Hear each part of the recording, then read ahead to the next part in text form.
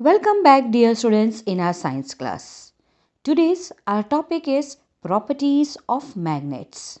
First property: magnets exert more magnetic force at the ends as compared to the middle. Let us understand this with the help of an activity. Take a bar magnet, sprinkle some iron fillings over it.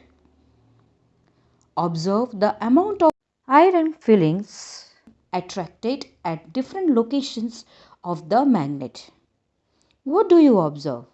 The two ends of the magnet attract the maximum iron fillings.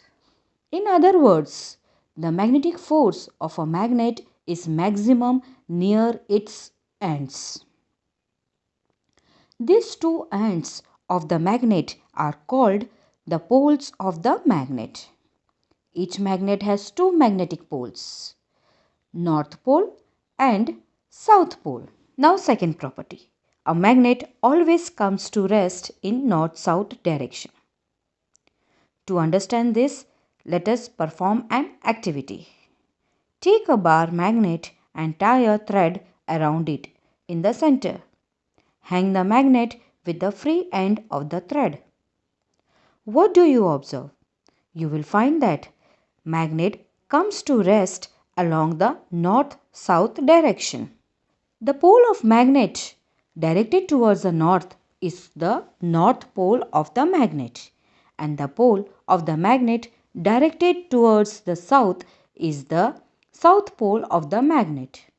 This property of magnets is used by people to find direction through the device called magnetic compass. A compass is used by travelers, sailors, and navigators to find the direction. It consists of a flat circular case of aluminium. A small light magnetic needle is pivoted at its center. The needle can rotate freely in any direction and always rest in the north-south direction. By looking at the north pole of the magnetic needle, we can find the given direction. Now, third property. Like poles repel each other, whereas unlike poles attract each other. Let us understand this with the help of an activity. Take two bar magnets. Now bring the north pole of the first magnet near the north pole of the second magnet. What do you observe? You will see that the north pole is repelled, that is, north pole moves away. Now bring south pole of the first magnet near the north pole of the second magnet. What do you observe? This time you will see an attraction between the south pole and the north pole.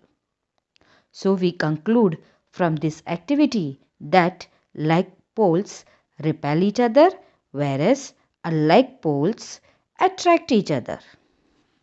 Now, fourth property. Magnetic poles always exist in pairs. As studied earlier, each magnet has two poles, North Pole and South Pole. Can you separate the two poles of a magnet?